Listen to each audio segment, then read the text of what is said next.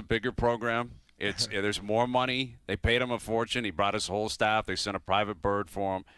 But college football is just – it is the Wild West. Dude, did you see the people yelling and screaming, telling him off at Ole Miss when he got on the bird?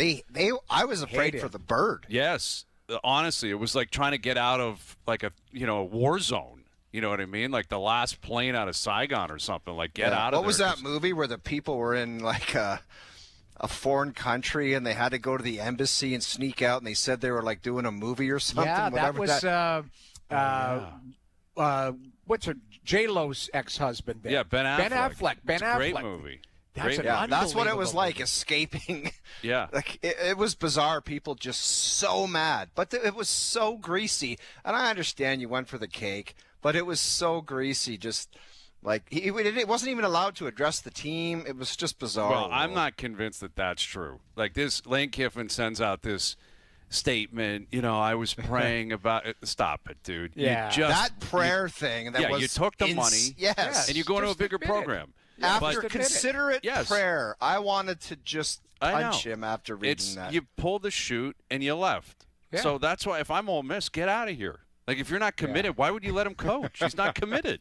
How about the message you can't let him in the house? How about the message he sent to the assistant coaches? He's like, if you're not on the bird, you're not a part of the new staff. See you later. And guess what? Apparently they showed up because they were tiptoeing on that bird too. Like honestly, it's just Ole Miss.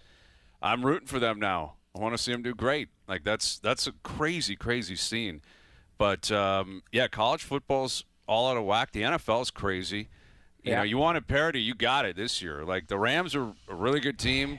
Seattle's a good team, but I think I could run off 10 or 12 teams I could make a case for that could still win. That's what makes it so hard to choose winners. Yeah. And, because there's no consistency. Usually, and Hayes, I always defer to you because you follow the league so diligently, but it's like, pretty much for the most part in football, you can tell who's going to win. It's more about the spread. Now you can't tell who's going to win on a nightly basis. You're like, okay, that came out of nowhere, and that's the hardest part. Is you're not only dealing with the spread, you're not sure that team who is leading on the spread should win the game or could win the game. That's the crazy part. Well, and it's an evergreen topic in sports. Like, is it a good thing or a bad thing? That you could. There's no dynasty. The dynasties are kind of dying. Yeah. We'll see. Maybe Kansas City can still get in. Maybe Philly comes alive down the stretch. There's still a lot of football left. Maybe the Bills, after a big win yesterday, puff their chest out and get going. Maybe Baltimore seizes the AFC North. They get into the playoffs and they get comfortable. But, it opens up a window for, an AFC championship game between Denver and Jacksonville. Like, I'd rather pass on that, personally. I don't need to see Bo Nix and Trevor Lawrence slinging around. Yeah. On the NFC side of things, the same thing. So, it's always good. You need a couple of, like, the deeply rooted, established teams, to still have a real chance. And they do, but it just feels like the top teams have come back to the pack as opposed to the opposite way. As opposed to the bottom teams maybe catching up, and you got all these powerhouses. Just feels like everyone's kind of come back to the middle, and that means if you're in a locker room throughout the NFL, again, any of these 10 or 12 teams, you're probably telling yourself, let's get hot in December. We can go to a Super Bowl. Yep. Let's get hot, and let's see where it takes us here. So it's a real opportunity, and obviously someone is going to seize that moment, and we'll find out in a couple of months. But we got a game tonight. Luke will be back on the show as he always is at 5 p.m. Luke will be making a pick. He's fired tonight. up. I had a conversation with him today. Sure he's fired up. Like he's feeling pretty good about himself. And see, you guys know the dynamic. He's the brains, and I'm just trying to calm the waters. Yeah, what I try to do is just show him the way. Oh, relax. Just wait, Noodles. When you're gonna hit turbulence, he will. Wow. Absolutely throw you in front of the bus. He's a jerk. It's just about support. I don't know. All I'm witnessing is infighting on the other side, and you guys are up by 10. We've been up 10. We've been together for a week. And he's chaos. He's come in. Absolute chaos. Just a bull in a china shop. That's what it is. The cards are falling. Like There's the been house of 3 cards games. is There's been falling. 3 games for my new squad. I gave them 2 winners that they ignored, and 1 was a joke. Yeah. So I don't know what else I can do. Here's this guy. He's doing Yeah. his job. What a Yeah. team player. That's somebody who came to the I bench picked and up was my like, guy. I had my guy. Don't worry. That's a classic. No, that wasn't me. That was those guys. You guys chew on that minus. I had my guy. Yeah, I had my guy in the neutral zone. I locked eyes with that guy and said, "You're mine." It Yeah. wasn't my fault. Oh man, what a scene! What a love scene! Well, we've, I got to be honest with you. Today, there's like a malaise. We're into December. I was actually at a junior game last night, which was a Nice. great hockey game. Yeah, it was the Generals playing Brantford, right? I wanted to go see Brantford. Here's another thing. Didn't you just call them the biggest wagon in hockey, and they've lost twice? Yeah. You are literally I the know. coldest human I'm being on Drake. I'm Drake O-Dog. I go near a team and they take a dump. I go on the quiz and I'm like, biggest wagon in hockey is the Brantford Bulldogs. My buddy Gary Robertson, what do? They lose 2 out of. They hadn't lost the game in 20 games or Yeah. something. They lost Friday and Sunday. They lost I last know. night. to They lost Oshawa. 2 of 3 as soon as those words came out of my mouth. You are Drake. Drake O'Neal. Yeah. It is crazy, man. You have the magic. Dude, time. I can't touch a thing right now. No. Yeah. I know. That It's is really, something. really not well, good. Don't and you know talk about what? the Leafs. I know. let them. Exactly. Let them. I don't want to go on the paddle tomorrow. I don't, because every game I do, they just get smoked, and it's just depressing, and there's nothing positive. And sure enough, they smoked the Penguins on Saturday, and I'm like, no, they probably used all that up, and they'll just absolutely lay me an egg tomorrow night. They better not. It's going to turn around. Got to turn around. you're Well, hoping hey, listen, maybe they some picked up a confidence couple wins there. recently, right, Noodles? Like Yeah, 2 or I 3 kept- they picked up. I kept saying, points. though, this is the thing. This road trip was 6 games. Yep. And I know it was hard for these words to come out where I was trying to – I said 500 for that road trip is good. What I'm witnessing throughout the league, yes, Colorado is a wagon. Dallas, I watched them last night and did the game. Man, They are really good. They're a really good team. And they caught – I mean – Ottawa's game, whatever it is, game On 6 the road, or 7. Like out they're of gas. so you my could see it in the point third being, against St. Louis. They were you dead. could see it. Like they just, you can see the energy levels drop. But what I'm saying is, you got a team that the Leafs, like, if they go 3-3 in this 6 games, like I think that's what you need to expect, and what you need to do is make up your hay when you get home, when you get healthy, that type of stuff. Road games are really tough right now. I don't know what it is. Talking to some of the guys last night, just in the league and stuff. The condensed schedule, the travel, like it's a unique year again. Last year was unique, but this is even more with the Olympics. And these road trips are I was talking to a guy yesterday. He's like, I played 15 years in the league. I've never seen road trips like this. 6, like 7 some games. like some of the road trips, you go out to Nashville and you think you'd be continuing west, and then you come back to Buffalo. Yeah. It's like, honestly, I was talking to Dallas coaching staff yesterday. They've got 3 and 4 coming up, then come home, and then 3 and 4 again. Like there's no practice time. Literally, like what they're trying to do is rest their players. Dallas showed up yesterday. They didn't skate Saturday, and they flew back on Friday. So they hadn't skated all of Saturday, and yesterday was a 5 o'clock game, so they didn't have a morning skate. They just put their gear on and went and played. And then today they were getting up and flying east, like that type of stuff. So there's no practice time for a lot of these teams. So what you're hoping are, and I'll bring it back to Toronto, is your top players get the confidence and they get the energy. It's like they're the ones who are going to drag you in and out of these types Them and the goalies, right? Right, and the goalies. I mean, Pittsburgh's goalies were a mess, but like Hildeby played great. I thought he was outstanding. He was I thought he really made some good. great saves when he needed to be. Yep. And even the Friday game, like I was disappointed because I thought those are games where you at least got to get a point. Yeah, you're get up 2-0 in the second period. You have to get a Gotta point. get a but point. You could feel it though. Like you Washington's could. on one right now. They're really starting to hum. Yeah. And you look at the East, again, subject to change because it has. You go back 2 weeks ago, it was very different. Maybe it will be different 2 weeks from now. You've been calling it. Like Tampa is red hot. Like Yeah, Tampa's, they're they good. look phenomenal team. right now. Yeah. And you got Carolina, Jersey, Washington, and then everyone else is just trying to like survive and breathe. And You look just at the pick Leafs points up. division. Tampa, Yeah. I think, is goal differential. Tampa is plus 19. Everyone else in the division is minus. Yeah. Every single team is a minus differential. The team with the most, the worst goal differential is Detroit, minus 12. The Sabres minus 10. The Leafs minus 4. You know what Colorado is?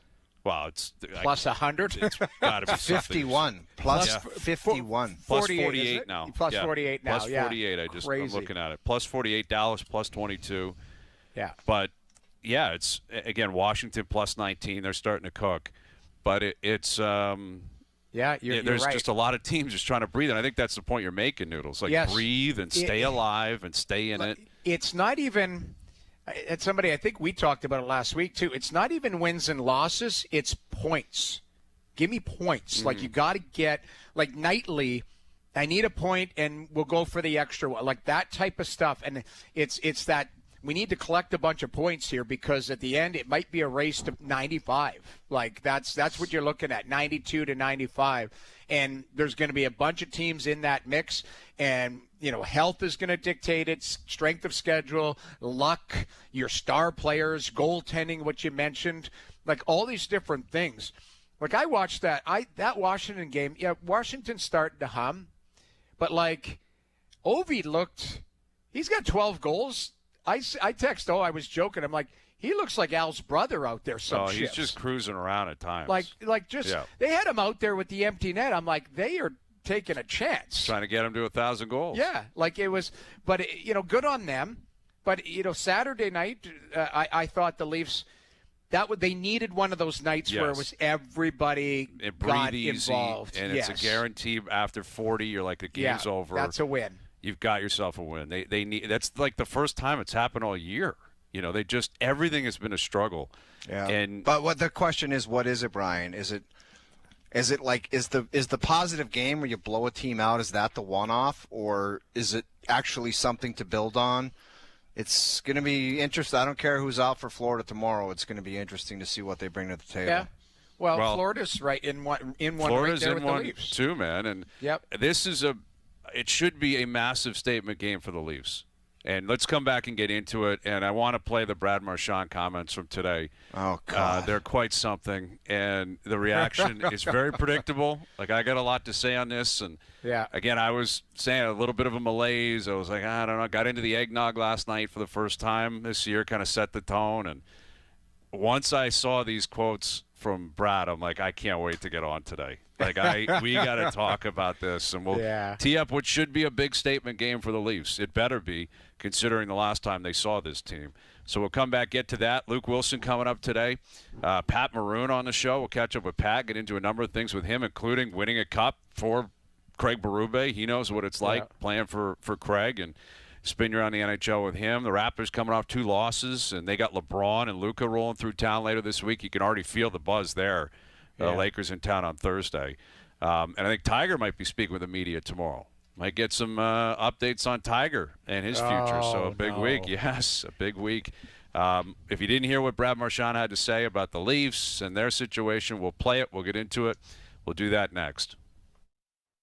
This Friday on TSN Radio. Tune in for the FIFA World Cup 2026 Final Draw Show. Starting at 11 a.m. Who will Canada match up against next summer? Find out Friday on TSN Radio. The FIFA World Cup 2026 lives here. Now, back to OverDrive with Hayes, Noodles, and the O-Dog.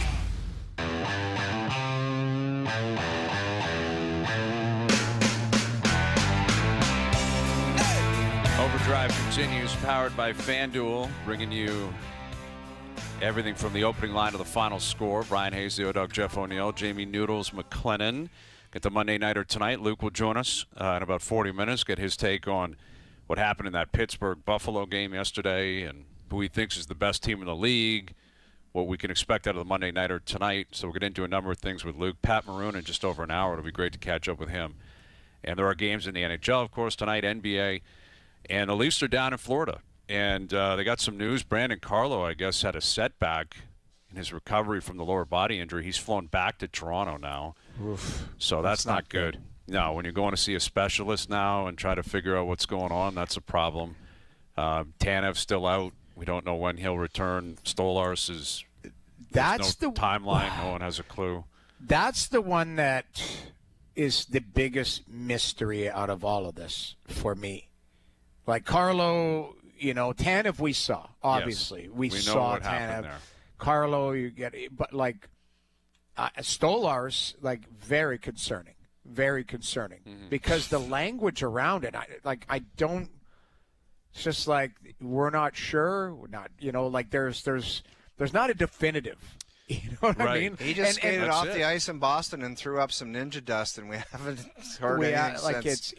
It's almost weird. 3 weeks. And you see this Turupchenko in St. Louis, burned himself or some sort of off ice really injuries. Weird stuff going on. These off Somebody else in Florida barbecuing last week. Lusterainen is, but the Jack Hughes injury. These injuries away from the rink are obviously freak injuries and scary, but it's just it's very, very weird. I'm concerned. Obviously, you're concerned about the injuries for the Toronto Maple Leafs, but the Stolarz one is the biggest question mark because there's just no information around. Right, exactly. Right? He's had head trauma in the past. I don't know if that's what it is. They're not saying anything. Right. But obviously, what happened against Florida was his reaction. He got stretchered out of the rink. It was so bad and didn't return. And again, I don't know what's going on, but the fact that he's not with the team and there's no timeline, you have no idea when he's going to return. That's trouble, man. But as for tomorrow night, I'd like to believe the Leafs and Craig Berube will be leading the charge. Maybe he looks at it differently. Maybe you guys would speak to it differently as NHLers, that you turn the page and you don't do the rah thing. But if there were ever a statement game, it has to be tomorrow night. Your season has not gone so well. You're on the road now. Coming off a win, your best win of the year in Pittsburgh. You feel good about yourself. And you're running into a team who is ripe for the picking, Florida. They're not the Panthers of the past 3 years, based on injuries, based on play. Bob has really struggled. I presume he'll play tomorrow night. But Bob is not playing well. And Florida's losing a lot. So this is a game where the Leafs, if they have any belief in themselves, and if they really are pissed at the way things ended last year, you go in there with an attitude just like Edmonton did a week ago. Yeah. Edmonton rolled in there, won 6-3, I think it was. They were up 3-0, I think, quick, and made a statement. We're not happy with the way we lost to you. We're not happy that you trolled us all summer. I understand what you're saying, Brian. That would be kind of a normal train of thought to have a bit of a chip on your shoulder. A chip on your shoulder. But do you really honestly expect that? For them to go in there and say, all right, we won a game, we want to get back on track, and we're pissed off about last year, and we're going to give it to you guys. Do you really? Unfortunately, I don't. Well, the answer is I don't. I don't. Exactly. But that. What you just said, though, it's just I know. You know what it is? It's just a nice idea. That's all it is. And hopefully it materializes. Hopefully it does. I'm not going to put money on it, but if it can't tomorrow, it's just a more deeply rooted concern about where they're at. Forget their record. Forget the injuries. If you're flat for whatever reason. If they're flat and they come out and they do what they do, it's just you'll be saying the Denny Green statement over and over. Yeah, it'll be very, very unfortunate. Here's what I would say, though. There are some guys in that room that don't have that scars because they weren't here. Not many, but some of them, yes. But where I'm going is the spine of that team was there in games 5 and 7. And that's exactly what you're saying is they should take that personally. It's the way it ended against Florida. Yes, it was 7 games, but they weren't, they were blowouts in games 5 and 7 in your own building. You got an opportunity. So that's Tavares, that's Riley, that's Nylander, that's Matthews, that's Nyes. All those guys, you should still Joseph Wall. You should still feel the sting of how it ended for you last year. Now I don't know if it rolls over, but mentally it can. That's the thing that you're talking about, Brian. It's an opportunity. Again, it's a game in December, but you are trying to claw up in the standings. You got to put wins together. Regardless, here's an opportunity to find motivation that way too. Is you're not only looking up in the standings, but going, that team sent us home last year, right? And they're banged up too. Let's go at them. Well, and the Maple Leafs' biggest booster was speaking on their behalf today, and that would be Brad Marchand, who was asked about the Leafs and the way they've played and where they're going. And here's how Brad responded to that earlier today. I mean, what are we, 25 games in? If you think that your playoff dreams are done, 25 games in, you got bigger problems. I know they don't think that in the room. It's just obviously with the media attention and the fan support that they have in Toronto, things get blown way out of proportion up there. But yeah, they definitely don't think that in the room. What are they, 4 points out of a playoff spot? Or if people are thinking they're out of a playoff spot for the season, they got to find a new job. Yeah, okay, we got to find a new job, pal. Matthew Caws said it best. Out of the 25 or whatever games they played, maybe 2 have been good.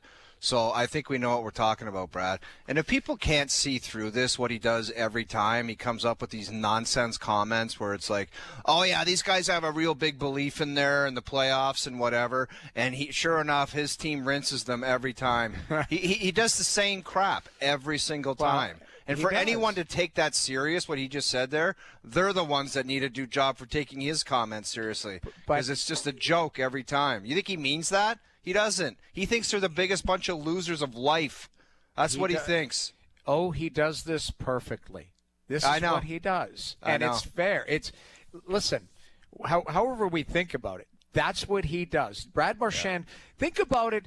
It was, I believe, 2-2 in the series or whatever, and then he started talking in the playoffs last year. That wasn't game 1 he started doing that. He started doing that when Florida got down 2-0. He scored the OT winner in game 3. And then, he started talking more and more as the series went on and started being a narrative. Him and Matthew Tkachuk, they were going up to, Will, you're so soft. You're so just crushing those guys. Well, this guy is something else, man. I appreciate how great of a character he is. And the truth is we're going to miss him when he retires. Now, maybe he retires in 5 or 6 years.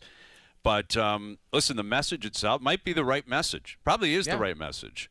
Wrong messenger, but right message. 25 games in, you better still believe, right? The Leafs in the regular season have always had confidence. They've been in the playoffs 9 straight years. Right message, wrong messenger. What's amazing about this is it exposes the reality of every Leaf fan. The Leaf fans, there are 3 wars that they have throughout their lifetime.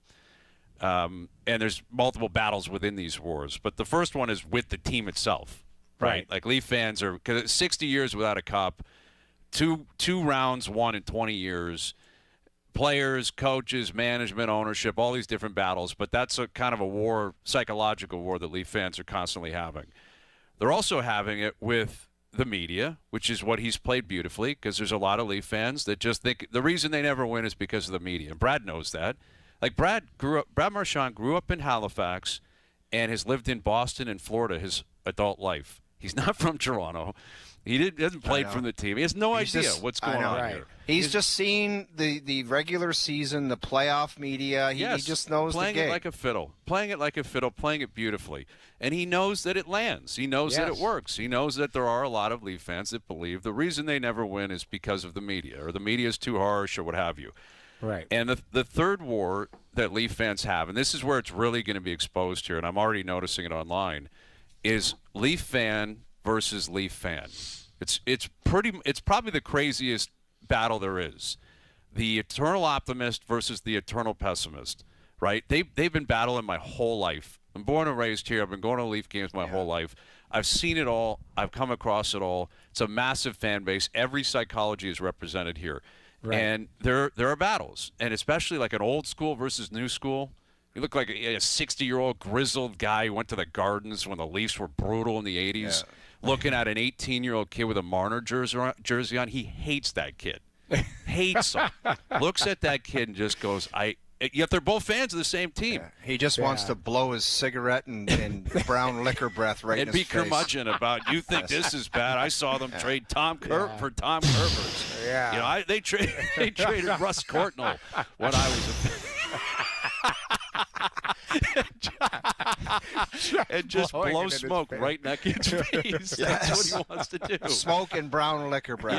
Yes. And what Marchand is doing here is what's crazy. This is the biggest villain in modern Leaf history, maybe the biggest in the history of the team. He's 5-0 punted him out of the Game playoffs 5 times. He's 5-0. opposite Georging it, though. That's what he's doing. 5-0 in Game 7s against the Leafs. He has licked Leaf players. He has submarined them. He's injured them. He's laughed on his way off the ice.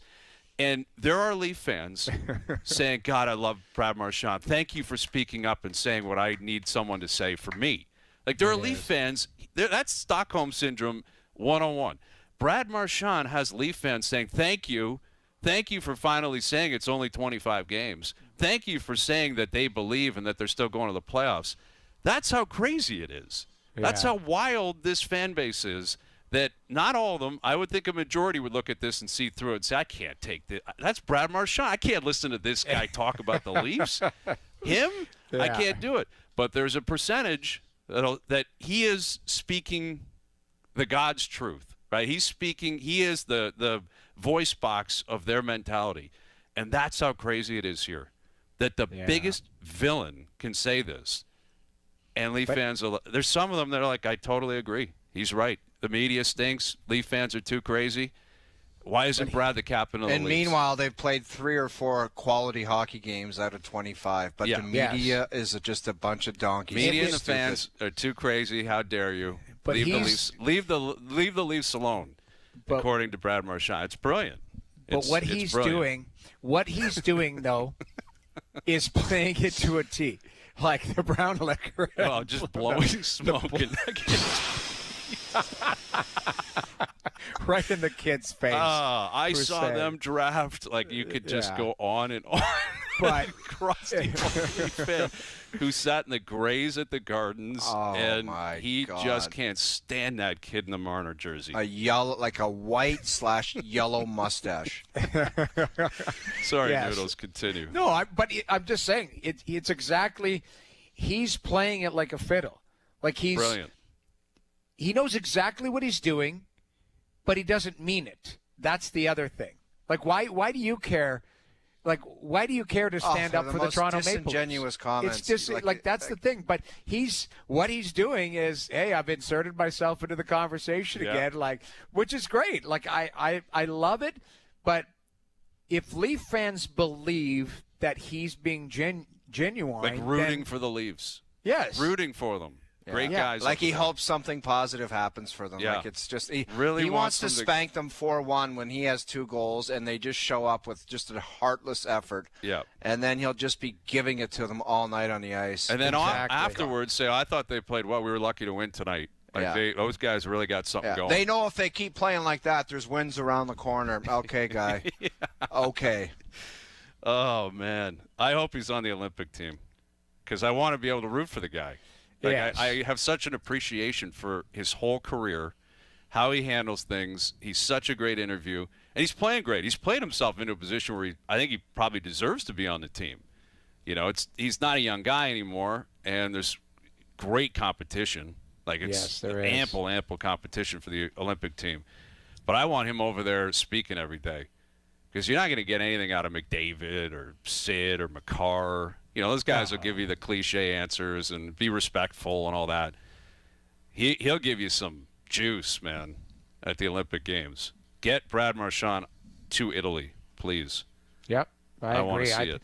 I think he's got a chance to be there. I mean, I know there's a lot of buzz about Celebrini. Bedard had another night last night and was going at it with McTavish, and, good for him. Man, he looks good, man. He looks great. And it wouldn't surprise me, like, they have to be in that conversation, but you're also choosing the team on what you believe in a vacuum can get it done. There's so many players, Jamie, that not everybody's going to make it. Like Brad Marchand and Bedard and Celebrini and Hagel and Sorrell. Like, there's just not enough room for these guys, man. There's going to be some hearts broken, man.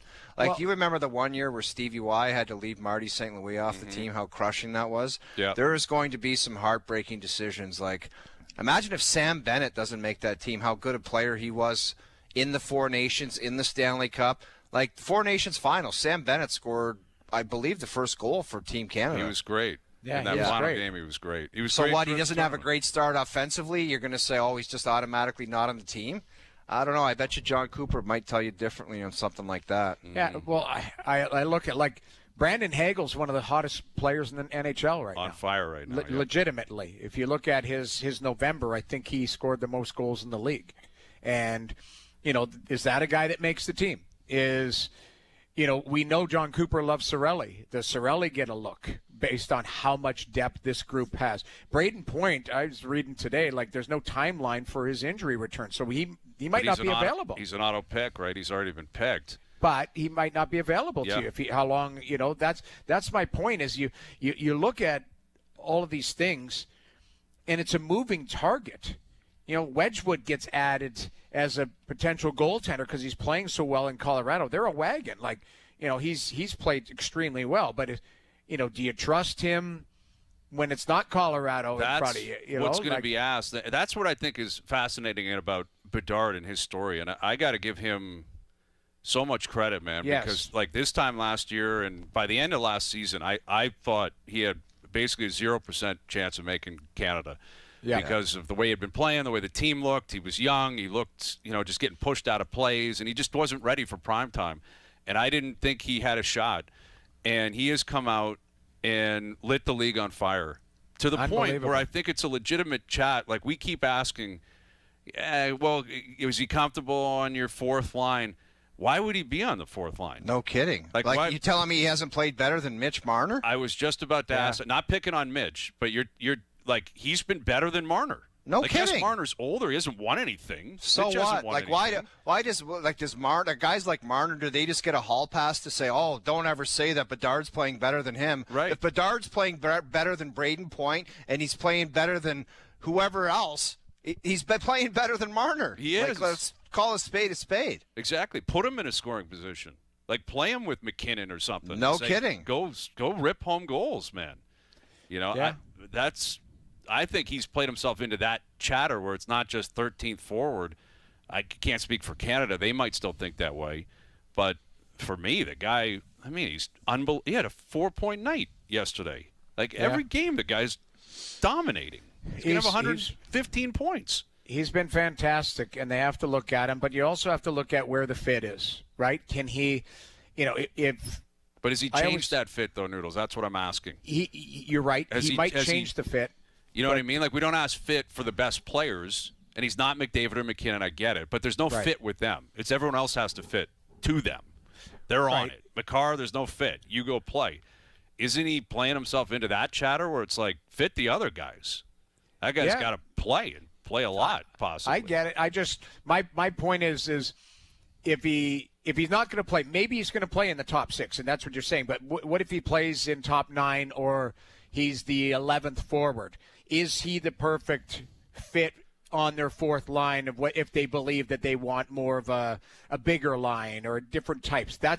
We don't know the mold. I'm not familiar with the mold. So you're right. If you're just looking on how the kid has played and does he deserve to be on the team or looked at, 100%. He's been fantastic. And he's got some jam and pop you called it. I think you just arrived a little bit, maybe a year later than we expected. That's the way I look at it.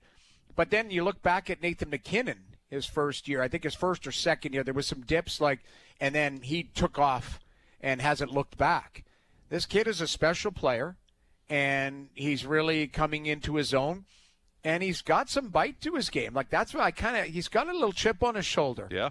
I love that. I actually love that type of stuff where it's he's not wading his way into a game. Him and McTavish were really going. I loved buddies, it. I think, too. Yeah. Yeah, but they were going at it in a face-off, and I love it. I thought it was fantastic. And he scores the empty netter and looks at him, and they start chirping. Yes. It was Those fantastic. are two teams that could, are probably going to collide if they keep moving in the right direction. And we got to give a shout-out to Kyle Davidson because we kind of gave him the business for a couple of years when it wasn't going. There's some other players on that Blackhawk team that they look pretty good. The young guys have shown up for them. Well, who's the kid number 20 on Bedard's line? Green? Moore, isn't it? No. Yeah, okay. I know who you're talking about, though. He's a really good player. Moore, number 11. There's just a bunch of other good players popping up front. They got a couple of young defensemen that have really arrived. Yes. So, it's Ryan Green. Ryan Green is the player. But they've got Moore there. They've got a couple of young players. Even Colton Dock, St. Albert kid. He's a good player. Yeah, This just guys are Crevier popping up, defenseman- and they didn't rush it. And it was like, for a couple of years, it was like there's Bedard, and there's just no one else around there. There's been some kind of pretty good signings with Burakovsky and different guys just to supplement them. So he's done a pretty good job there. The Nazar kid is a player, too. And then, like you mentioned, Teravainen. There's Tyler Bertuzzi's kind of found a home there. He's settled in. But Dickinson, Mikheyev, let's push those guys down. Donato, those guys are farther down in the lineup where they, in previous years, were higher up. Those were the guys that were expected. Now these young kids have pushed through. They've got this kid, Louis Crevier. He's a big right shot defenseman. Vlasic, Kaiser. Like they're young. And the one thing that is consistent with these organizations that have turned the corner comes back to what you said, Brian. They got a goalie. Like Spencer Knight's a goalie. Like he can stop pucks. I think he's a 1, and learning to be a 1 in the league. He had some personal issues that is well documented. He was a high draft pick to Florida. I believe probably Florida wanted to keep him, but that's the cost of doing business for Seth Jones. And it paid off. They want a cup. Paid off. They want a Stanley Cup. No you regrets. Don't make apologies. But this night, he's a player, and if he can, keep things together as far as his approach on the game, I think he's fantastic. And I think it's actually an important point to make, like in terms of where the league, like if you're any individual team and you're thinking, wow, we got to rebuild, we got to retool. Really, I think the difference is if you have a goalie. Like if you have a stud goalie or a tandem you can trust, then you're not going to go scorched earth because it's just not possible. It allows you to retool. They give you a chance. Yeah, you can retool on the fly if you have the goal. Yeah, you have to have some fundamentals in place. Years back in Montreal, I think a Montreal team that had PK Subban, Carey Price, I think they finished dead last in the East or in their division. And the next year, they were near the top. It was like a 3 or 4 transaction thing where they turned it around. But you have to have those you got to have a couple top players, but you got to have the goaltender. Yeah. Goalie does it's everything, man. It keeps you out of so much trouble. Well, if you can get keeps you out of the video room. It keeps you in the standings. All these types of things. Yeah. Like it gives you points. Like you mentioned it. Saturday night could have looked a little bit different had the monster goalie not showed up. Yeah, like Hildeby gives up a couple early. It's different. Could be very different. Malkin had a couple good looks early on, and again, score effects, all of that type of stuff. The Leafs still gave up 18 high danger chances, but again, the game was out of reach at that point. But still a lot. I believe the high danger chances from I can go back and look, but it was 18-10 for Pittsburgh. And their numbers, you look at Sportlogic, there's tweets circulating every hour, about what they give off, the Leafs give off the rush, off the cycle, in the slot. Like it's just, none of it is flattering. None of it is flattering. The analytics aren't as, you don't hear, I don't know if it was what Jonas was saying the other day, but you don't hear, a lot of times Leafs would win or lose, and it was Jonas and Myrtle saying, yeah, but the numbers suggest this is stronger. They're fine, and just going to come out. A lot of them now are just going, man, those numbers, I don't even look at them because they're not great right now. The eye test and the analytics, there's a handshake there right now. But it is. As Brad Marchand said, it's only 25 games. A lot of hockey left to be played. So leave them alone. Just the Leafs are going to be fine. Luke Wilson coming up, Pat Maroon coming up. Best bets still to come as well. OverDrive continues. TSN 1050 and on TSN 4. Now, back to OverDrive with Hayes, Noodles, and the O-Dog. Don't sweat the technique. All right, Luke coming up in 10 minutes. OverDrive continues. We're up on YouTube Live like we are every show, up on TSN's YouTube channel. You can find our podcast, the iHeartRadio app, wherever you download your podcasts. And Leafs in action tomorrow night. Raptors with the big one. The Lakers in town later in the week, Monday night or tonight. Lots going on in sports, man. Lots going on. And I guess we got Tigers tournament this week too, right? Where Scheffler's won it back-to-back years. Is he teeing it up? Tiger? Yeah. No, not even close, man. He's done for so life. What's he talking about then? He's the host of the tournament. He'll go down. I don't know, Noodles. I'm not bracing for anything groundbreaking.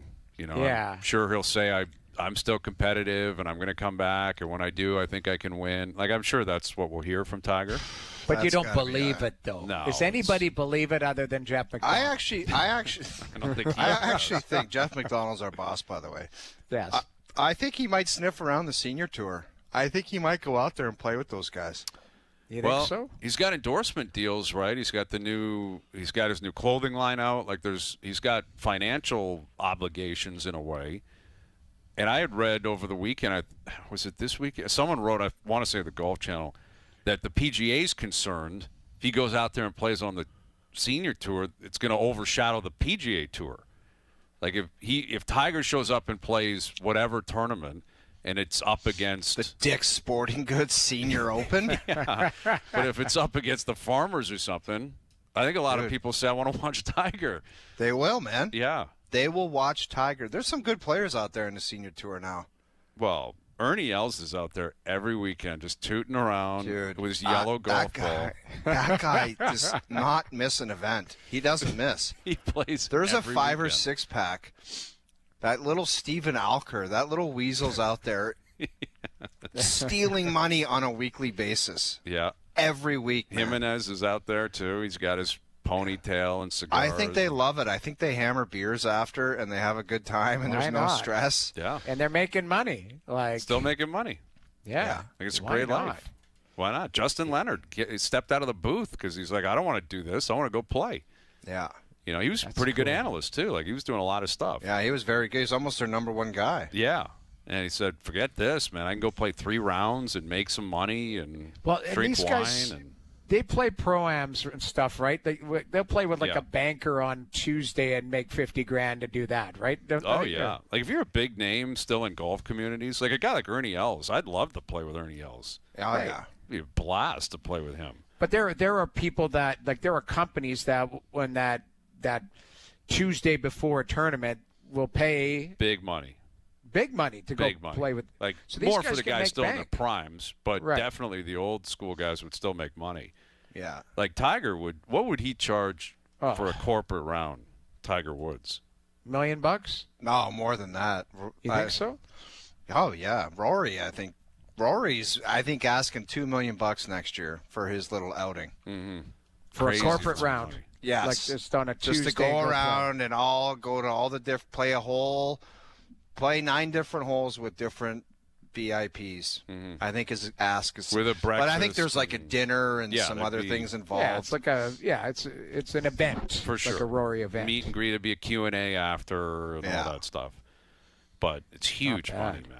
And there'd be people that would pay, like for Tiger, you get billionaires that love golf. They'd pay that guy $5 million cash to just motor around with him yeah. Yeah, it's true. easily.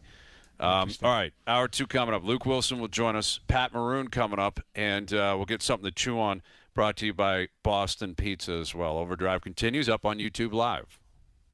This is OverDrive with Hayes, Noodles, and the O-Dog on TSN 1050.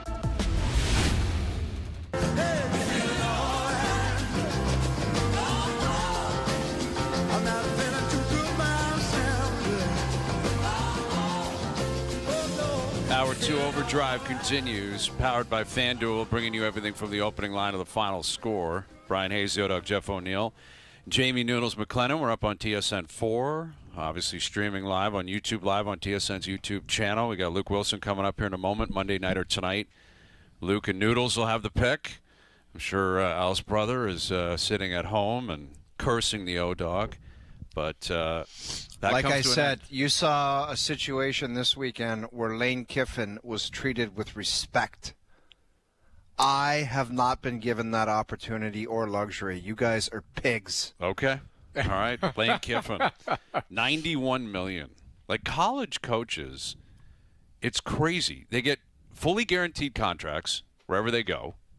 And they can Well, leave I don't know whenever about they that. want. Brian Kelly apparently was trying to come up with some kind of settlement to get his money back when he got gassed. Oh, really? By the From way, one of LSU? the funniest things, the last coach at LSU, when they hired Brian Kelly, and he went down there and started talking with an accent when he got introduced at a basketball game, was one of the funniest things I've ever seen in sports. A southern accent. A Southern. He was like, "How are y'all?"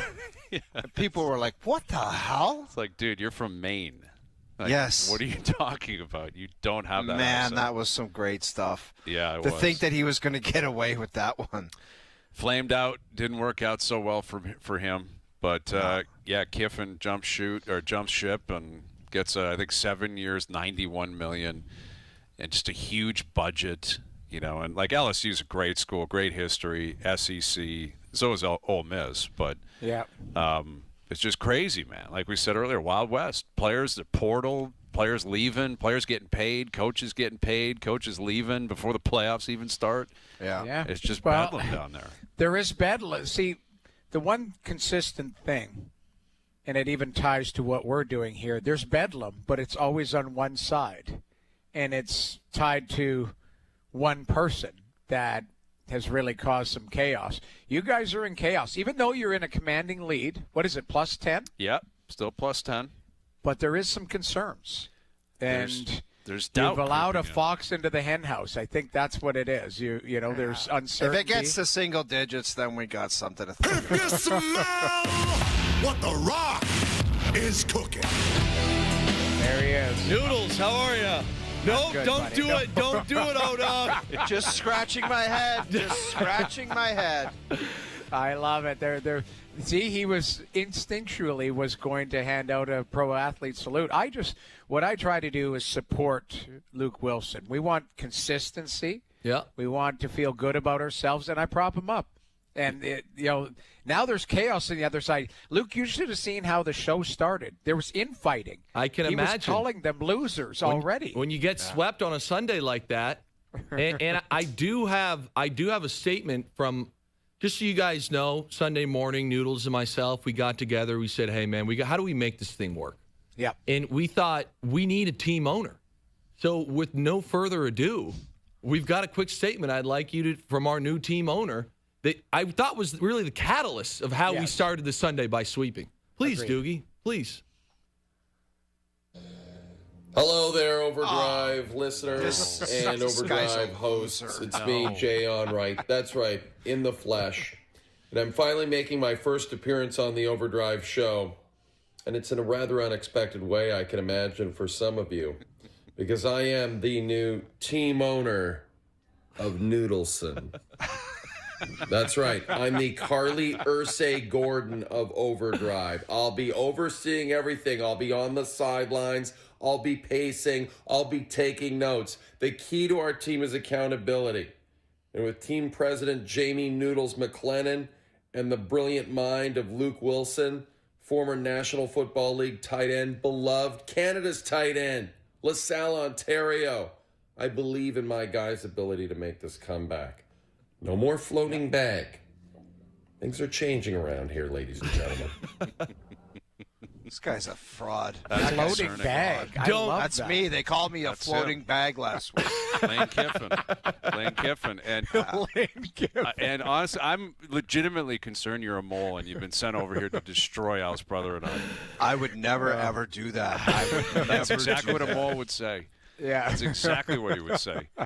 Yeah, exactly. This is Watergate 2.0, man. We're Look, dying. you don't listen to me anyway. I've given you 2 out of 3 That's right not picks. true. Here's I how it agree. worked You're a out. joke. We gave you a platform the first game. You took I the blew Lions. that one. I blew it. Yes, exactly. And then the next one, you abstained. You said, I don't know, you guys go ahead, which really threw us off. We're like, what the hell's wrong with this guy? And then you started sending texts after picks were in. It's it's complete chaos over here. You and the other guy with this stupid information, you made your picks, and I politely said underneath, by the way, my picks for those games would have been this. I'm getting it out of the way so when you lose, you could apologize. Never happened. Jay Onright, man, that stash still looks great. Yeah. I see. Obviously, Glorious. you shaved, Luke, but is Jay keeping the stash? Will we find out tonight? We'll find out tonight. Well, first off, that's an ugly board right Oh, there. it is. Oh, my Disgusting. goodness. But all I know is that we went 3-0 on Sundays, and we got an opportunity, Team Prez, Noodles. Yeah. We have an opportunity to bring this to single digits, and we got to take advantage. We got to take advantage tonight. Well, you know what? Like, my concern is, listen, all signs point towards the Pats covering, but I'm not sure. I got to be honest. They have, 2 starting O linemen out. Giants have Jackson Dart back, but they cover 7.5. Brian Burns having 13 sacks and how Drake May has been sacked a lot. I'm concerned about this guy. What do you got, a whiteboard in front of you? I mean, running the whole operation here. I'll be honest with you, Noodles. I was on the fence. I was on the fence tonight, and I was leaning Pats. But I think you make some great points there. 2 offensive linemen out. Wow. Brian Burns has 13 sacks. We might see the guy who struggled this year has been Abdul Carter. Maybe he finally gets one in prime time. Dart back. Is the line 7.5, Doogie? 7, I believe, Doogie. Doogie's giving me 7 or 7.5? And a half. Oh, it's miraculously up to 7.5. Noodles, I think you are on the verge of making the greatest pick in OverDrive history right now. Tell me you want to lock in the Giants at 7.5. Let's do it. I feel like, listen, Dude, that's the stupidest pick of the year. I'm sorry. This is when things turn. Well, back to reality. Maybe. This is what he does, Noodles. He gets creative, and he starts, I don't know, man. He does his own ayahuasca retreat in his basement, and I don't know where that would come from. Trust the process, Noodles. That's all I write. Like in our notes, I always tell him, listen, Jay Onrait is an unbelievable owner. Unbelievable. He allows the manager to manage. He allows the coach to coach.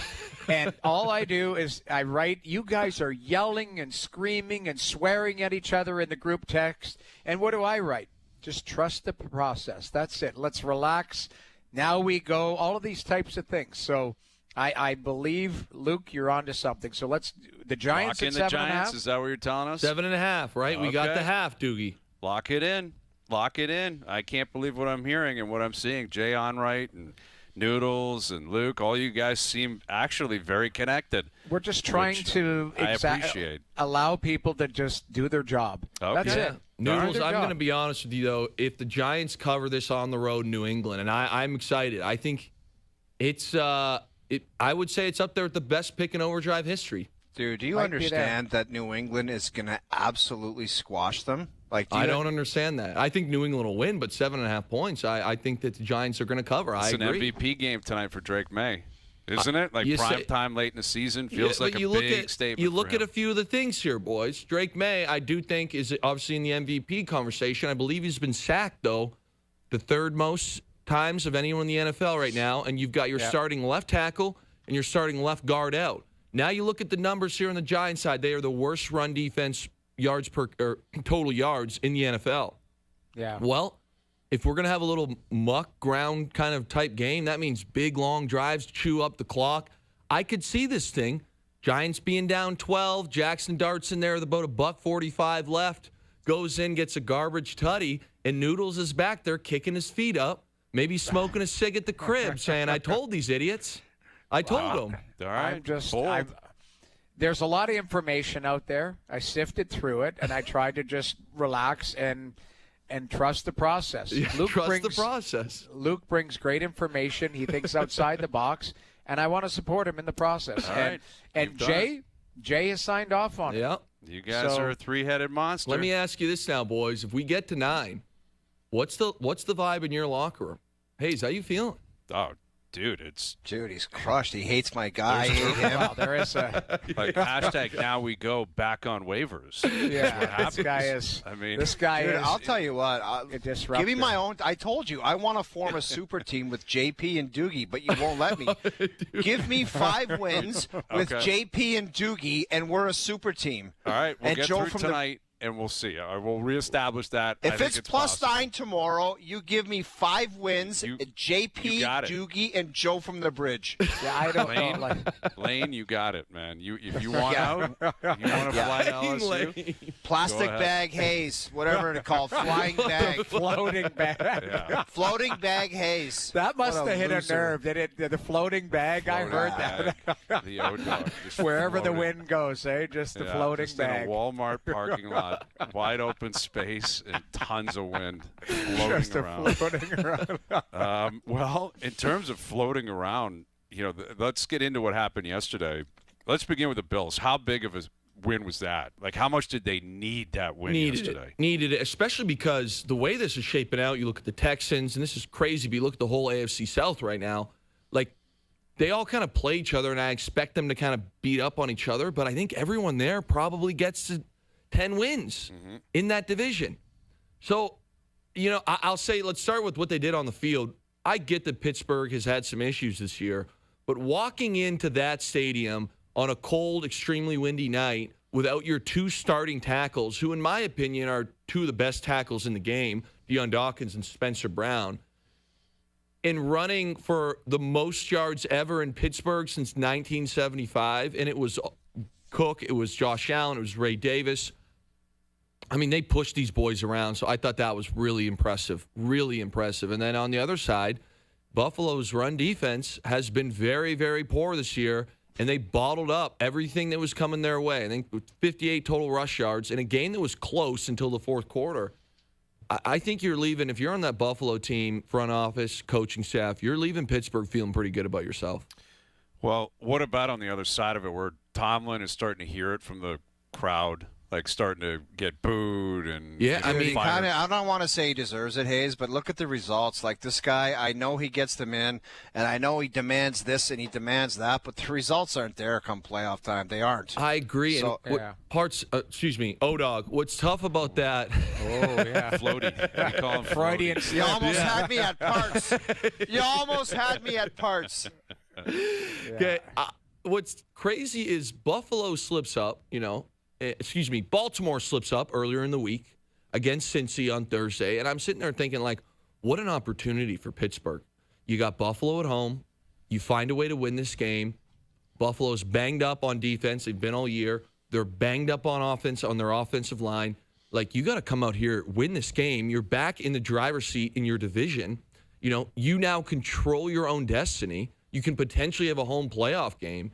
And you come out here and have one of the worst, defensively, the worst rush performance arguably ever in the history of Pittsburgh. And offensively, they looked like the bad news Bears. I mean, all we needed was Billy Bob Thornton on the sideline instead of Arthur Smith, and we would have been all set. So you want to point the finger at Tomlin. I mean, at the end of the day, he's got to be accountable for what happened on the field, and they were atrocious. And there's just no other way around it. And the craziest thing for me still is the DK Metcalf situation. I know it's not a big topic, but how is this guy not getting 10, 12, 14 targets with him and Aaron Rodgers? Aaron's a go ball guy. DK is a go ball guy. Aaron loves throwing slants. DK, I played with the man numerous years. His two best things are his slants and his go balls. Like, what is going on with that relationship? I'll tell you guys, that was an awful performance by Pittsburgh. Awful. Yeah, and yet they can still win the division, get into the playoffs. That division's what's crazy now, and it's funny, but I was looking at this whole thing. If you would have told me at the beginning of the year that the AFC, the 1, 2, 3 seed at this point would be New England, Denver, Jacksonville, I would have said you're out of your mind. Yep. And then if you would have told me that the AFC South is the best division in the AFC, right, I would have said you were nuts as well. And it is. Like, it just flat out is. I don't know. Indy's coming back to earth rapidly. They are. I'll give you that. But they're still a very good team. And the Texans that defense looks outstanding. Stud, man. No one wants to play them. Nobody wants to play them. Is there ever a scenario where they would go to Danny Dimes and say, you've turned into a pumpkin and you're Danny Dimes again, and we're the problem is, O-Dog, that they don't have another guy to go to. Like, do they go to Richardson? He doesn't fix the problem. So what is that guy? He's a cast-off. He's done now. He's like the dude in San Fran that they just gassed and said, we're getting rid of you. Who was that guy, Hayes? Mac Jones, you mean? Or Trey Lance? Trey Lance. Trey Lance. I do think that's probably his current journey. I don't really know where he would land at this point, especially given the fact that, they would have given him a lot. Like, it becomes one of those things where you have a narrative formed about you where it's like, well, he couldn't have beat out, Daniel Jones. Like, and he quit on his team. Yeah. Is this the guy we want to coach up? I think there'll be a lot of coaches that say no to that option. So, well, we talked about it last hour. The idea that I think you can make a case for like 10 or 12 teams still winning the Super Bowl. Or like being in contention. And yes, the Rams are probably the best team in the league, and they've been very good. Seahawks been very good. Yep. There's other teams. Packers, I think, made a big statement there. There's teams on both sides of the conference, but I don't see like an all-time great team playing right now. No, I don't. There's a lot of questions. You go to that NFC. I still believe the Rams are the best team in the NFC, but Philly right now, a lot of questions, back-to-back losses, and the offense looks. Don't even get me started with that operation. My head's going to explode. And then you kind of go down the list here. What's kind of nuts is that on Thursday, in my opinion, now statistically they won't be, but Thursday's matchup between Detroit and Dallas is basically one of the teams is going to be eliminated. That's just how it is. I mean, I look at the NFC right now, and I think maybe 10 gets you the 7 seed, but in reality, I think there is a strong chance 11 wins will be the 7 seed. I do believe that you're going to see the Bears and the Packers get to 11 wins. I do think that'll happen. I think that all 3 teams in the NFC West all get to 11 wins. So, you do that, and then all of a sudden it's like, wild cards. There's your 3 wild cards. Speaking of a wild card, though, the one team that can kind of, thread this needle is the Dallas Cowboys. They got to win out, but, I mean, there is a path. There is. Kind of wild. After Thursday, they have a softer schedule. Soft schedule. Yeah, very soft schedule. They played well. That game's in Detroit, though, is it not? It is in Detroit, and I look at that thing, different. Amon-Ra St. Brown. It's what I would say, too, and it's not going to be our pick, so I am helping you guys out a little bit. Even though it's a Thursday game, it's not a short week.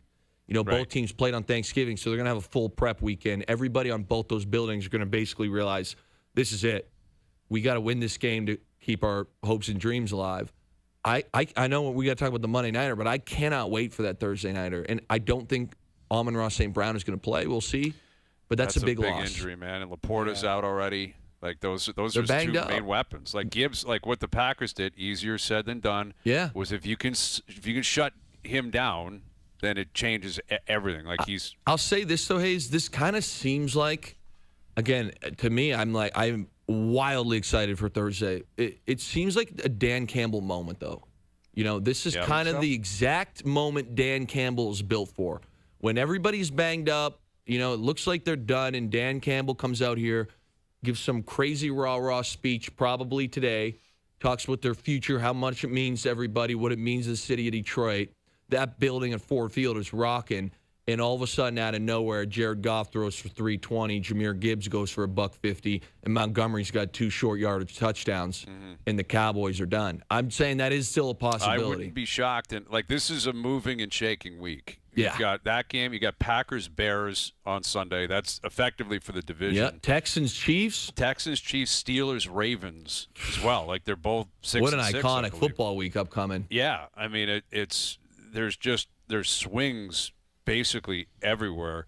And even the Bills are at home, but they're playing the Bengals off a long week, and Burrow's back, and he looked good. This is the thing, and I think Buffalo has learned, they had that big win against KC a few weeks back, and then you have the bad loss the next week, kind of negates it. And it's unfortunate, but Burrow is back, where the big win on the road against Pittsburgh yesterday, it gets negated if you lose to Cincinnati. Right. And Cincinnati is probably looking at this thing saying, hey, especially given the fact that everybody lost and they beat Baltimore and Pittsburgh lost, we can get back in this thing. They're going to be right back in it. One of those, you said Pittsburgh and Baltimore. Someone's got to lose. Someone's got to lose that game. And if they can beat Buffalo, they're now crawling their way up there. Kind of wild. Marcy. Luke. Yeah, Luke. Let's be careful here. I was watching Mahomes on the bench, and he was just staring off to space last week, and he just looked like, are they out of gas or what? Yeah. What is their? Why are they in the position that they're in? I think for Mahomes, and I saw the exact look. It's frustrating and it's strange for me to watch it because Mahomes is playing really well, and they're doing a lot of just dumb things. I believe they had 10 penalties for 119 yards. Like, historically, an Andy Reid coach team is not, a penalized, let's call it stupid football team. So in a game where they had a lead early, you come out and you spot Dallas 119 yards in penalties. There were some bad drops out there. And then, of course, it went back. Their O-line got banged up in that game, and they were down. And all of a sudden it became like, we can't protect Mahomes. And the guy played out of his mind. Like, I think it was overshadowed with how great Dak Prescott and Pickens and Lamb were. But my goodness, he played well. And it's just like, if you're walking off the field and you're Patrick Mahomes, what more do you need to do? Seriously, what more do you need to do? And I could see why he's looking off into space, because there's another team where, like, they got to win out. And I think the hardest matchup they have is this week as well. They do play the Chargers, but it is at home later on. And then they have a couple softballs in there. I think they're at Tennessee. And at the last week of the year, they're at Las Vegas, which that operation right now, oh, my goodness. But then there's their home versus Denver. So, like, they play 2 division games in the Texans, but all 3 of them are at home. But they have no room for error. They cannot lose again. Can't lose again. Partsy, before we get you out of here, Luke, I have to ask you about Lane Kiffin and the college scene. Yeah, I love that. I love that. Like, it was a crazy scene, but the question I have is, why didn't Ole Miss pay the guy? Like, why didn't Ole Miss go up to him and say, whatever you're getting offered, we're going to match it, so why don't you just stay? Like, why didn't that happen? So it was funny because, speaking of Jay Onright, I had this conversation as overtime was going last night. We were sitting on the desk and I'm talking about it. And I go, what's weird for me is a lot of times when people look at these things, they just look at the contract. But what I do, and I'm sure you guys talk about this in the hockey world as well, is I also look where they're going. So if he's in Mississippi, and anyone who's from Mississippi, I hope they take no offense to this, but I think to myself, like, Mississippi's probably not the most desirable place to live. But neither is Baton Rouge. I've been to Baton Rouge, and if you go to Tigerland when you're 18, or let's call it 21, okay, it's electric. Yeah. But outside of that, it's not the greatest place on planet Earth. If Kiffin was going to Miami, I get, like, okay, maybe he wants a little more, social life. So to me, Mississippi or Louisiana, there's not like a stark, crazy lifestyle difference. Why move to LSU? Like, you're the 6th seed right now or whatever. We'll see when the rankings come out tomorrow. You're in the college playoffs. You've been there. Your family's been there. Like, did you just not like Mississippi? Even at this point of his life, is an extra schmil or 2 schmil really, I don't know what the deal was, apples to apples, but I believe that he's got, like, the rumor is they're giving him $25 million to set his roster. Well, that's what, and I think is that's the difference. The big difference is they just have so much money, not even to pay him, but in NIL money, which, quite honestly, I think that college football is broken. It's an absolute sham at this point with this transfer portal. And when I was playing in it, I'll tell you guys a quick one. Like, after my redshirt sophomore year, they had this list. It was like the John Mackey Awards list, which was the best tight end in the nation. And I made the midseason list. And I remember sitting there as an idiot because I was 20, being like, well, if I'm in the top 14 guys in the midseason list, I must be one of the best 14 tight ends in the country. So I sent Rich Rodriguez, I didn't know the guy, and all of Michigan, all of my tape. And I'm like, yo, I will sit out a year to come play at Michigan. Didn't hear a peep from Michigan and finished up at Rice. But I look back on it, and I think to myself, that would have been the dumbest thing I could have ever done. I was 20 years old. I got no idea what I'm talking about. You're lucky you didn't get ratted out and somebody found out. That too.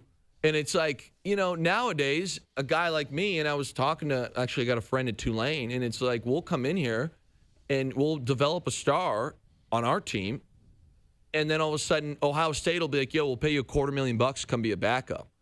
And when you're 21 years old, you're taking that all day. Yeah. And it's funny because we all talked about college athletes should be paid, and I get that argument. But this is what we have now, where Lane Kiffin goes and leaves a team that is a top 6 team in the country, takes his whole staff with him, and now the college playoff is going to have Ole Miss in it that got a coach from yesterday. Like, it's an utter... the timing of it all is it's insane, shambles, and that's always happened, but it's ridiculous. And we'll see. I'm rooting for Ole Miss now. I hope they do some damage in the playoff. Kind of like Team Noodleson, possibly. Exactly. Kind of like you guys Team are on the Noodleson. Giants. Big developments today. Jay Onright is the owner of the team now. He's got. Man, he's got. We had to get our stock in ducks this in order. process. You heard it. It's about accountability. And Yeah. you guys Trust are the process. taking the points. The Giants tonight in New England. What a night it's going to be. All right, Ass boys, clown good play. luck. Ass clown play. Good luck tonight. We'll see you later in the week. Noodles. There it is. Pro athlete salute. Luke Wilson. Thank you, Luke. There he is, Luke Wilson. 1/3 of Noodles' son. All right, Pat Maroon coming up, and something to chew on as well. Best bets later in the hour. OverDrive continues. TSN 1050 and on TSN 4. Now, back to OverDrive with Hayes, Noodles, and the O-Dog. Just keep it safe with me. Anything you say will always Something to chew on brought to you by Boston Pizza's NFL Game Day menu. Stop by your local BP for $7 touchdown pints, dialed-in shareables, and weekly prizing up for grabs.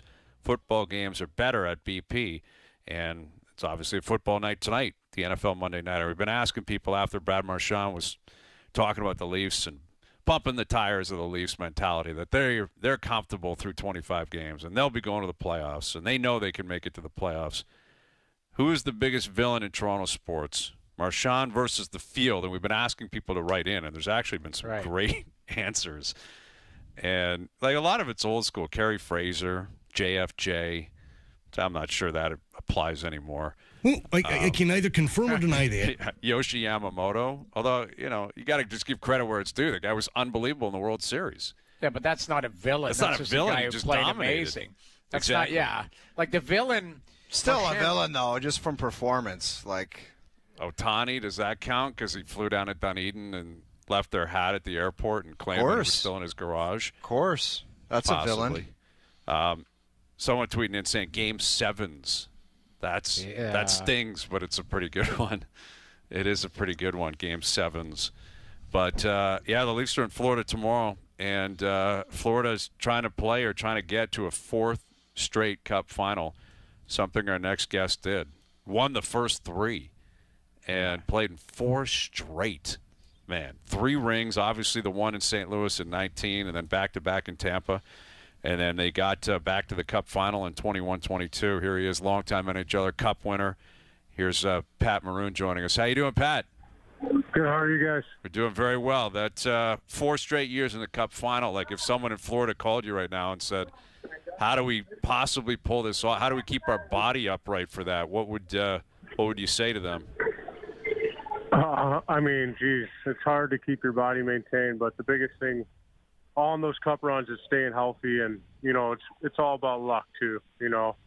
Having the guys that your main guys, your key guys, staying healthy. But obviously down the 4th Cup Cup run, Pointer was out, Chiarelli was out. We have some key guys out, so eventually your body's going to take a toll when you play over 300 games in 3 years.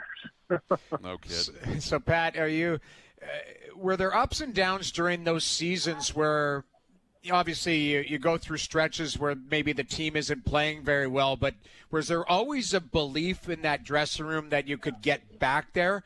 Or were there times that you guys had to have like closed-door meetings and say, hey, let's get our act together type of thing? Yeah, we had closed-doors meetings for sure. I think that's just playing the right way, and there's a reason why we went to 3 Stanley Cups in a row for, the team we had. Obviously, the skill set and the guys up front with Cooch, Stammer, Point, and, you can just name a list of guys, Killorn, Plot. Just key players for us. But I think, you're going to go through some lows for the season where you got to get get a kick in the ass once in a while from the coach or from, the team itself and the leadership group. They're like, hey, listen, we have a good team to go back to the Stanley Cup Finals. Let's not get away from what got us there the last 2 years. So I think just some of that voicing and understanding, differently. We had Hagel and Paul for the 3rd run. So bringing those guys in, let them learn the culture and understand how we play the right way and bringing them on board. And just having those meetings are always good. With Patrick Maroon, so your first Cup, Pat, was obviously in 18-19 with the Blues, and that was when, early January, famously, everyone continues to reference it, St. Louis dead last in the West or maybe even in the league. And then Binnington comes up and Berube gets hired, and obviously Craig is up here in Toronto, and the Leafs are not off to the greatest start. Can you take us back in the room, like at that point when everything started chugging for you guys, you know, in the second half of the season, and you talk about belief and culture and all that. Was there anything in particular that you had to tell yourselves that made you believe you could actually get to the finish line? Because it's one of the great turnarounds in NHL history. Yeah, I mean, I think culture is a huge thing, in my opinion. I think it starts in the locker room, making sure everyone's feeling good, you're hanging out, and you have that belief system in the room. And I think when Berube came in, he was he basically took the standings off the wall. I was like, listen, if you guys don't want to play the right way and play hard, then you guys are just going to keep fighting this for a long time. And I think he sent the message clear, loud and clear for us. Like, listen, we're not the fanciest team. We don't have any big hitters, but we have the type of team that can wear teams down throughout the course of a playoff run and throughout the season. So to me, like, what do you guys want to do with it, right? And, you know, we did have O'Reilly. We had Schenner, we had Tarasenko, we did have some stars, you know, but I think at the end of the day, you know, Pietrangelo, but at the end of the day when Binner came in, you know, not saying Jake Allen didn't do well, he did an amazing job, but when he came in, he kind of helped us, you know, re-amp our team and kind of, you know, make that second and third save. And Jake Allen was a huge piece of that too, you know, and but I think with Berube, he just got the message clear to us. And if you don't want to play the right way, you'll just sit in the stands and watch. So to me, that was a good message because we had the makeup of the team. We had the heaviness of the team. It was just putting it all together. We had the off-ice stuff going. We were all close. We had the closest team. And in my opinion, it was just, you know, figuring it out on the ice, and we ended up doing that.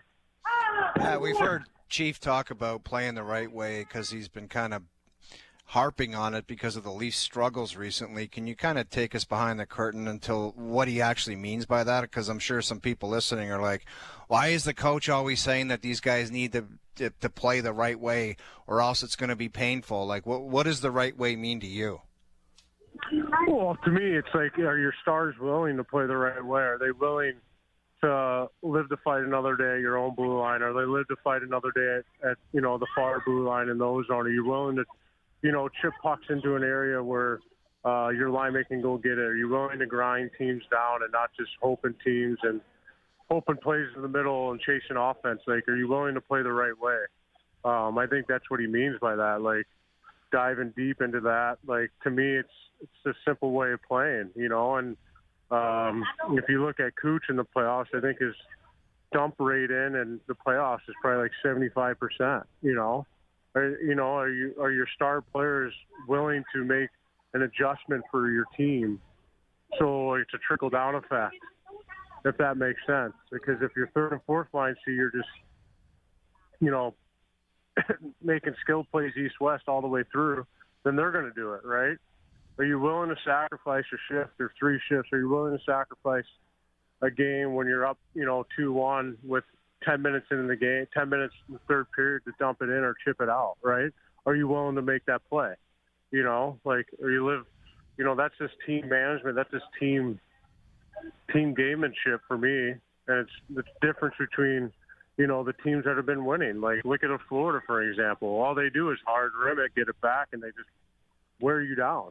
You know, they're willing to sacrifice just a little bit in the D zone and chip it out and have those guys skate onto it, then hard rim it. You know, I think that's just the way to play.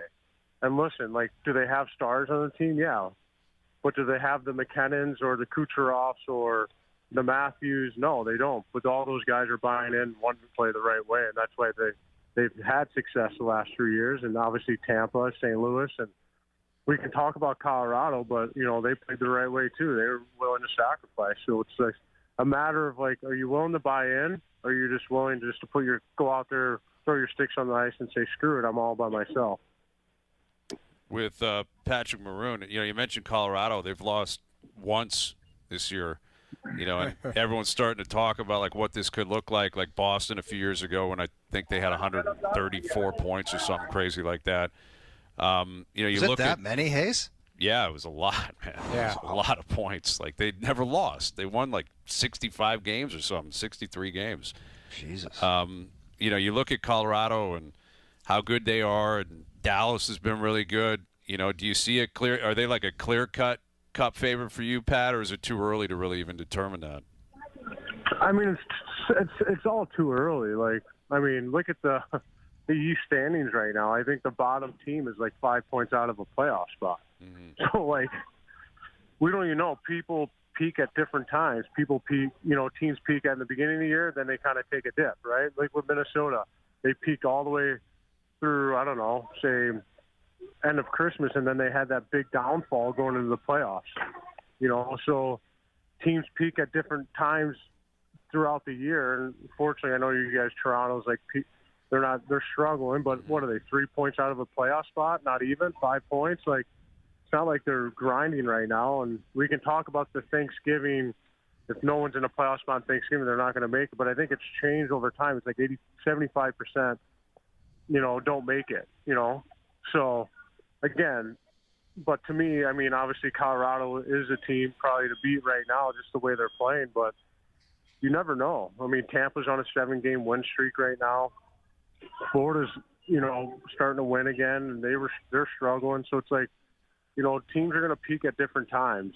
Some teams peak after Christmas, some teams peak before Christmas. So there's a lot of good teams right now. Everyone's good right now, and our league has taken the next step. I mean, look at the San Jose's right now and the Chicagos of the world. Look where they were last year. There's no easy game anymore. And you can look back from 4 or 5 years ago. Yeah, you can go into I don't know. I'm trying to think of a team like a Chicago, and you're going to win. Now there's no easy game on the schedule anymore, and I think people need to realize that. So to me, I think teams are going to start peaking at different times of the year. And Colorado, yeah, favorite. I had Vegas, but Vegas, they're starting to pick it up. But it's a different animal, though, when you get down to the nitty-gritty of it, in my opinion. March and April, I think it's just, to me, that's when hockey really starts to take off. Absolutely, especially with the Olympics this year. Like, I'm sure there's a lot of focus on that, making the team, getting there, and surviving. And then post-Olympic break, it's just going to be a race. Like, it's just going to it's going to crazy. For sure. So I just, after the Olympics, that's when the ice starts getting smaller. It shrinks a little bit. It's harder. It's harder to score goals. Teams are, trying to make the playoffs. They're fighting for their lives. That's when the games are starting to get tough. And everyone's at peak form at that time, too. Mm-hmm. Well, Pat, it's been great catching up with you, man. We appreciate you doing this, and we'll catch up again down the road. Thanks so much. Hey, thank you, and all the best to the Leafs. I have good belief in Berube. He'll get them back. Okay. That's what people want to hear up here. Positive thoughts. Yeah. That's what we're looking for. Positive vibes. It's okay. All right. It's only December 1st, boys. Okay. We're chugging along towards the playoffs. Yeah. Appreciate it, Pat. Thank you. See ya. Bye. There's Pat Maroon. There's another guy who everybody thinks that we're just lunatics, I guess. It's Brad Marchand, Pat Maroon. Maroon would be high on the list of just like villains in this town because his time with the Lightning, it was just go with the Leafs all the time, like scrums and chirp. Remember him on the bench and going at guys and we're coming after you. And he won a cup with Berube. He's going to have that connection with him forever. Sure, I know. But I just have to think back, like, am I missing something? Have they played extremely well and have deserved way better results? They have not played well. Jesus Murphy. They haven't played well enough. And what it is, it's a different experience for people who don't track the Leafs every day. That's the thing, because they look around the league and they go, oh, well, Florida Panthers are doing that same type of thing. You look around, Edmonton's been up and down. You look at all these teams that were, deemed really good teams, and you're going, they're not playing well. So there's also, Jamie, the American influence where they look at the Nashville Predators and they're like, how come nobody's freaking out in Nashville? It's just lose, and kind of go about your business. It's because people care a little bit differently here. You're right, but Nashville didn't, have 108 points last year or whatever it was. Like, you look at it, there are expectations. And you're right, regardless of whether you like it or not, It's noisy in Toronto because it's the biggest hockey market on the planet. That's just that's not me just saying that. It's the truth. Montreal's one of them. There are, loud markets in Canada. Rangers fans would take exception to that because they're an original six. But what I'm saying is the fan base can get loud about it, and they're allowed to be loud about it because they're watching a team. Yes, they had a complete effort on Saturday night, and you hope that springboards into something. But right now in your first 25 games, you could probably count on one hand where they've played a full 60 minutes and you go, no, that's what that team looks like or what we believe it should look like. So you only talk about, you say it all the time, you only talk about what's in front of you. We're not making things up. You're going, okay, I think this team is better than they're showing, and they haven't been able to show it yet. Now, well, yeah, it's interesting, his definition of buying in. And he prefaced it by saying the stars are obviously the ones that have to set the tone, and that's what Berube is pushing for. And I know Willie's name is going to come up in Austin. By the way, it's also the thing that's held them back in the playoffs. It's exactly the reason. Yeah. Well, he mentioned Kucherov dumping it in and Florida dumping it in. Right. Was that a backhanded shot at Willie and Austin? Probably the way they've played and the way that, and again, a lot of it was coaching as well, like with Keefe and how he wanted things done. And I think Morgan Riley's got to set a way better tone. He's a star player too. He's been here the longest. Yes, you want Willie to do it and Austin to do it. If Morgan Riley continues to defend around the net the way he's defending, you're never winning. He's your number one defenseman now. He's your highest paid defenseman, longest standing lead. They were up third period. They were up 5-2. He was up at the blue line for some reason. It's like, Morgan, come on, man. You know what I mean? I made a point of, I jotted that down over the weekend. I'm like, it can't just be Willie and Austin. Morgan Riley has to play way better in terms of buying in details. All of them do. Jake McCabe does as well. Sure, yeah. But Philippe Myers, there's a limit on it. Troy Stetcher's been good for him. Keep going. Yeah. But if Morgan Riley doesn't defend way better, how are they all going to get out of this? There was a play in Washington, Brian, where Strome dumped the puck in against Riley and OEL, and he just went by them both and stripped them of the puck and went to the net and made a pass, and it was or got it to Ovi, and then there was a pass and Beauvillier scored. It's like, that can't happen. No. Yeah, that was there was 3 or 4 people on that play. You're right. That was Tavares, too, was right there. And Riley was right there on the back door and didn't take that pass away. There was 3 or 4 on that goal alone, on that Beauvillier goal. And that was, at that point, you guys, I don't know how you were feeling watching that game. I'm like, Washington's They're losing in reg. Yeah, you felt that coming, right? You felt that coming. And okay. See how they go. Best bets coming up. And, again, hockey games tonight, football game tonight. We'll get to that and wrap up a busy afternoon. OverDrive continues. TSN 1050 and up on YouTube Live. Now, back to OverDrive with Hayes, Noodles, and the O-Dog.